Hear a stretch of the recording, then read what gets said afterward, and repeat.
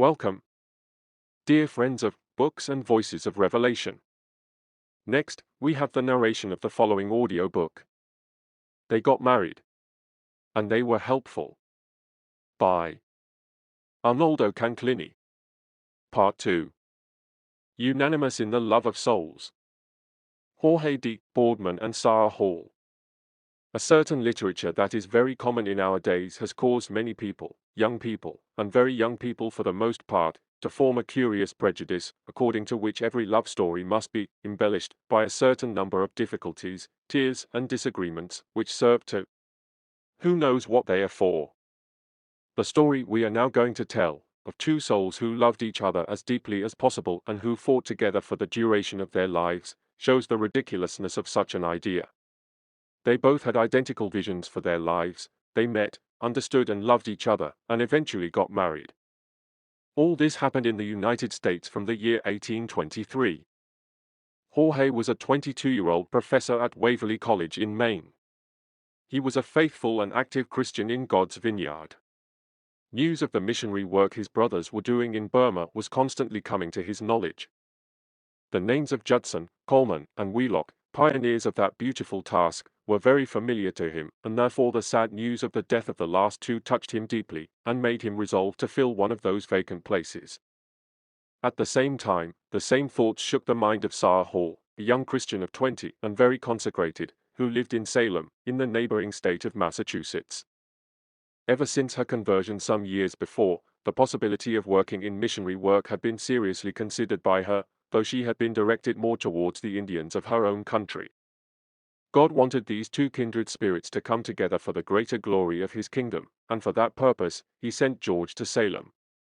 Humanly seen, the event took place through a group of ladies who resolved to work for the salvation of the Negroes and sent him to preach in Massachusetts. There the young man made many friends, especially among those who were animated with equal zeal, and, of course, Sara could not go unnoticed. That was possibly while he was visiting Boston and the surrounding area in April to offer himself as a missionary in Burma. It was not necessary for them to meet many times to understand that their aspirations were exactly the same in everything, especially in Christian service, which was what mattered most to both of them. To make it more apparent, Sara's plans had undergone a recent change. The news of Coleman's death and, above all, of Wheelock, made her heart lean towards Burma. The visit of Mrs. Under Judson, wife of the hero of the play in that country, and the words he heard from her lips confirmed his decision. As they got to know each other better, they came to love each other and understand that the two of them together would serve God far more effectively than apart. Years later, talking to a friend, he assured him that it was not the personal charms of this young woman that had attracted him, although there were many, especially literary ability, but what he called her intrinsic excellence, which was made more agreeable by her modest and reserved, almost shy character, which she would later change in the face of the needs of work in Burma. George hoped to be sent that same year to the East, along with Mrs. Judson, but other missionaries, the Wade couples, had been waiting before him and took his place. This was a sign of the wisdom of God's plans, for if he had embarked at once, he would have done so even before he met Sara, and would not have attained the effective help he found in her. The time he had to wait was entirely occupied in his preparation and in the work of God.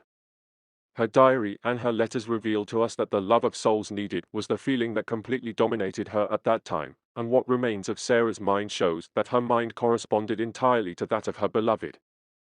Before their wedding, they paid a visit to the Boardman family in New Sharon, where the young fiancé made an unbeatable impression. They were married on July 4, 1825. They celebrated the deed with a simple feast, and not forgetting the bridegroom's family, who were far away, they sent him a large piece of the wedding cake, in a wooden crate which, even many years later, was preserved as a relic.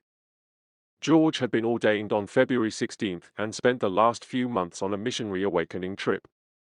On the 16th of July, that is, 12 days after their marriage, they embarked for Burma, and although they were full of joy because they knew that God was sending them, there was in their hearts a great sorrow. The lives of those of their own who had not yet given their souls to Christ. That is why, in their farewell letter, they stated the following. Tell them that it is our last and best wish that they will not take any rest until they can rest in the good hope of Jesus.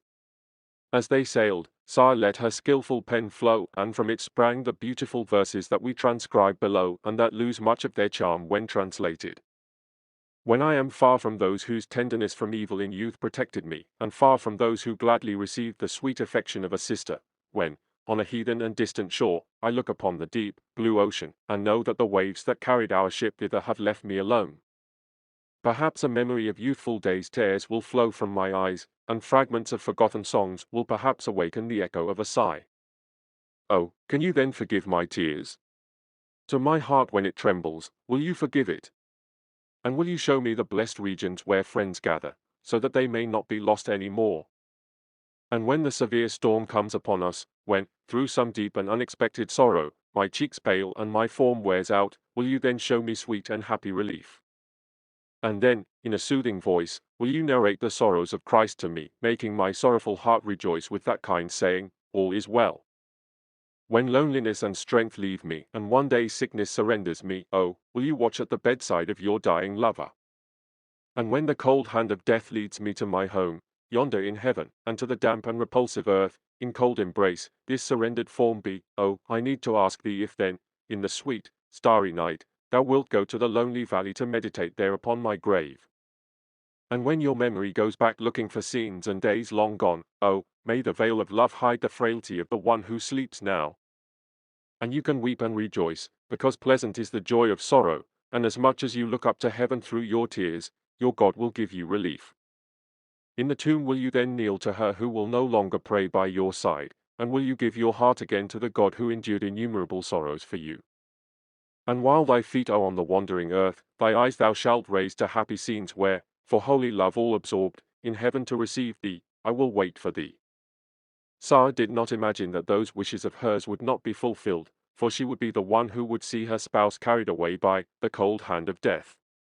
Jorge's health had always been very delicate, and he had shown symptoms of tuberculosis since his youth. The terrible disease quickly consumed him and left him with only 7 years of labor and marriage, which were, in spite of their brevity, extraordinarily fruitful.